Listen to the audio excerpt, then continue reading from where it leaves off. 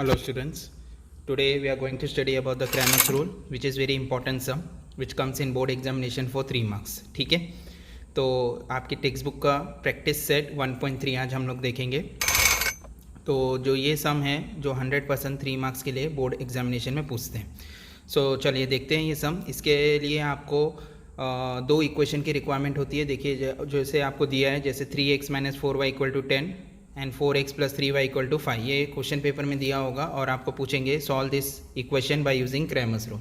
तो आपको क्या करना है, ये फॉर्मूला आपको खाली याद रखना है। ओके, ये फॉर्मूला बहुत इंपॉर्टेंट है। अगर आपको ये फॉर्मूला याद है तो आप ये सम आराम से सॉल्व कर पाएंगे। तो फॉर्मूला क्या है, d = a1 a2 b1 b2, ये d का वैल्यू है। ठीक है, डिटरमिनेंट, d मतलब डिटरमिनेंट, dx मतलब c1 c2 b1 b2 and dy मतलब a1 a2 c1 c2। इसके सभी वैल्यूज़ आपको कहाँ से मिलेंगे, आप जब मैं स्टार्ट करूँगा ये सम आपको समझ में आ जाएगा। तो देखिए पहला इक्वेशन आपको दिया है 3x - 4y = 10। ठीक है, ये स्टैंडर्ड फॉर्म में होना चाहिए, मतलब x और y हमेशा लेफ्ट हैंड साइड पे होने चाहिए और जो कांस्टेंट नंबर है जैसे 10 एक नंबर है तो वो हमेशा राइट हैंड साइड पे होना चाहिए। नहीं है तो आपको चेंज करना पड़ेगा। ठीक है, चलिए अब हम लोग निकालेंगे ये इक्वेशन नंबर 1 है जो कि दिया है आपको पेपर में। तो अब यहाँ से हम लोग a1 b1 c1 निकालेंगे। तो आप देख सकते हैं a1 मतलब 3 है, x के कोएफिशिएंट। ठीक है, b1 मतलब -4 है जो कि y का कोएफिशिएंट है, और c1 मतलब = के बाद जो नंबर है उसे c1 लेते हैं। ये फिक्स हो गया, आपको समझ में आ गया आपको। तो वैसे ही सेकेंड इक्वेशन देखिए 4x + 3y = 5 है। तो यहाँ से आप बताइए, यहाँ पहले हम लोग ने सब में a1 b1 c1 लिया था, अब हम लोग देंगे a2 b2 और c2। तो a2 क्या है 4, b2 क्या है 3 और c2 क्या है 5। ये क्लियर हो गया। ठीक है, आपने निकाल लिया a1 b1 c1 and a2 b2 and c2। अब हम लोग आगे आएंगे। अब आपको क्या करना है आगे स्टेप में कि d का फॉर्मूला लगाना है। पहले d निकालिए। देखिए d निकालना है आपको, dx निकालना है और dy निकालना है फॉर्मूला के हिसाब से। तो d का वैल्यू क्या है, देखिए a1 a2 b1 b2। तो आपके सामने ऊपर लिखा हुआ है a1 का वैल्यू 3 है तो वहाँ पे 3 डाल दीजिए, a2 के बदले 4 डाल दीजिए। इसके बाद b1 का वैल्यू क्या है -4 और b2 का वैल्यू क्या है 3। बस आपको फॉर्मूला आना चाहिए। अगर फॉर्मूला आता है तो आप खाली सब्स्टिट्यूट करिए और आपको सम आ जाएगा। इसके बाद आप देखिए क्रॉस मल्टीप्लाई करना है, सिंपल चीज़ें हैं। ये 3 × 3 आपने देखा है, डिटर्मिनेंट में हम लोग ऐसे ही फाइंड करते हैं, ये भी डिटर्मिनेंट ही है। ठीक है, तो 3 × 3 एंड -4 × 4, बीच में हमेशा माइनस साइन रहेगा ही।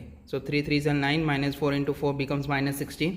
सॉल्व करेंगे तो 9 - 16 क्या हो जाता है 9 + 16। तो d का वैल्यू आ गया आपको 25। तो वैसे dx आप देख लिए, dx का फॉर्मूला अभी आपको मैंने बताया था, फिर से देखिए dx का फॉर्मूला क्या है, c1 c2 b1 b2 बराबर है। तो आप यहाँ पे देखिए c1 का वैल्यू क्या है, ऊपर देखिए अगर आप इक्वेशन में ये वाला देखिए, यहाँ पर c1 का वैल्यू 10 है, c2 का वैल्यू 5 है। तो यहाँ पे हम लोग ने सब्स्टिट्यूट कर दिया। ठीक है, और क्या है इसके बाद b1 b2, ये देखिए b1 क्या है -4 और b2 क्या है 3, यहाँ पे सब्स्टिट्यूट कर दिया मैंने। फिर वैसे ही इसको भी क्रॉस मल्टीप्लाई कर दिया, आप देख सकते हैं आपके सामने। ठीक है, सॉल्व करते हैं। सॉल्व करने के बाद आपको dx का वैल्यू कितना आ गया 50 आ गया। सिमिलरली फॉर dy में भी dy का फॉर्मूला क्या है आपको देखिए a1 a2 c1 c2। अब यहाँ से आप a1 a2 निकाल लीजिए। ऊपर जो आपको दिए हैं यहाँ पे आप देख सकते हैं a1 का वैल्यू क्या है 3, a2 का वैल्यू क्या है 4, c1 का वैल्यू क्या है 10 और c2 का वैल्यू क्या है 5। बस यहाँ पे आपको सब्स्टिट्यूट करना है, मैंने कर दिया है सब्स्टिट्यूट। अब आप इसको क्रॉस मल्टीप्लाई करेंगे तो क्रॉस मल्टीप्लाई करने पे कुछ इस तरह से आएगा जैसे हम लोग ने अभी देखा था।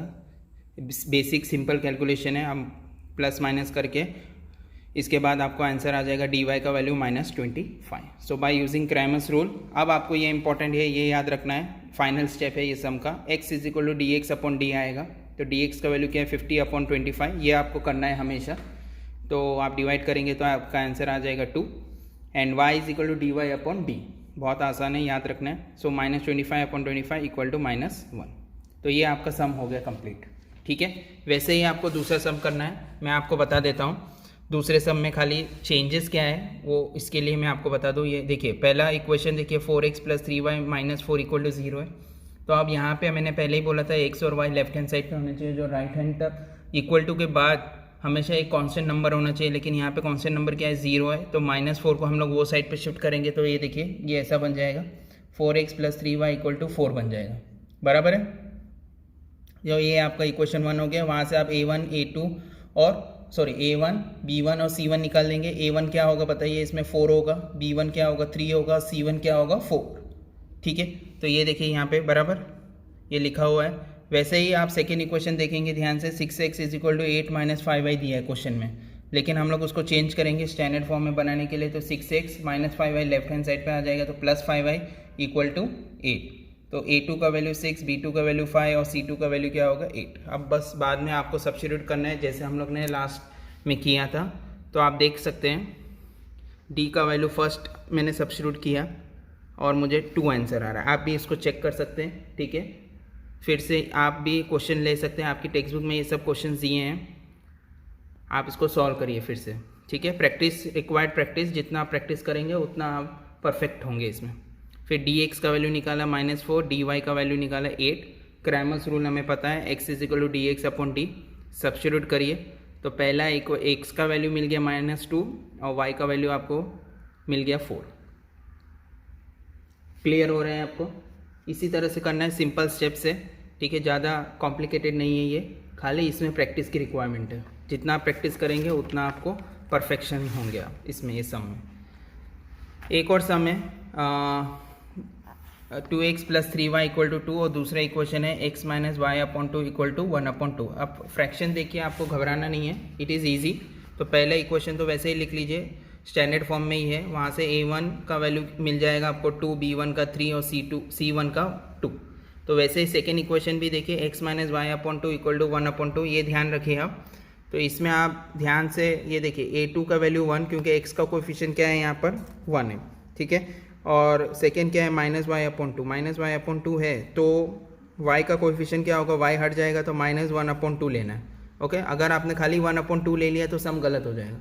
और c2 का वैल्यू क्या होगा 1/2 खाली, करेक्ट। बस आपको ये सब लेना है और यहाँ पे आपको सब्स्टिट्यूट करना है और आपको ये आंसर मिल जाएंगे, ठीक है। मैं आपको बता देता हूँ, ये पूरा सम सॉल्व कर लिया है मैंने। वैसे ही करना है, इसमें कोई चेंजेस नहीं है, ठीक है। आप देख लीजिए यहाँ पे, देखिए d का वैल्यू 2, 1, 3n - 1/2 फार्मूला के हिसाब से मैंने पुट किया है। तो क्रॉस मल्टीप्लाई हो जाएगा 2 × -1/2 और ये क्या हो जाएगा आपका 3 × 1, 2 2 कैंसिल हो जाएगा तो बचेगा क्या आपका -1 - 3, तो बिकम्स d का वैल्यू -4। अब यहाँ पर भी ये देखिए, नेक्स्ट क्या है आपका dx है। तो dx आप दिख रहे हैं, क्या वैल्यू सब्स्टिट्यूट किया मैंने 2 1/2 3 - 1/2 फार्मूला के हिसाब से। क्रॉस मल्टीप्लाई करेंगे ऐसा आ जाएगा, 2 2 कैंसिल -1 - 3/2। तो ये क्रॉस मल्टीप्लाई हो जाएगा, आपको पता ही है। तो 2 उधर चला जाएगा तो इट बिकम्स -2 - 3/2। तो आंसर क्या आएगा आपका -5/2 dx का वैल्यू। सिमिलरली आप dy का वैल्यू भी देख लीजिए, dy का वैल्यू भी ऐसे ही फॉर्मूला के ऊपर सब्स्टिट्यूट करके सॉल्व किया है। इसके बाद आप x = dx/d करिए। तो देखिए dx क्या है -5/2 अपॉन -4, तो -5/2 इंटू 1/-4 हो जाएगा। ये आपको पता ही है कि जब डिनोमिनेटर में टर्म रहता है तो वो उल्टा हो जाता है, ठीक है। तो आप देखिए इंटू -1/-4, तो -5 × 1 कितना हो जाएगा, देखिए माइनस साइन कैंसिल हो जाएगा, इधर क्लियरली आपको दिख रहा है। तो 5 1 साल 5, 2 4 साल 8, तो 5/8 यही रहेगा, ये कैंसिल नहीं होगा। ऐसे ही फिर दूसरा है y = dy/d, तो it becomes -1/-4, that is minus cancel, you will get 1/4। तो ये आपका आंसर आ जाएगा, ओके। तो सिमिलरली ऐसे ही और भी सम से प्रैक्टिस करिए, okay, in your text book, because it is very important, okay students. So I hope you understood this sum of Cramer's rule, okay. Thank you so much.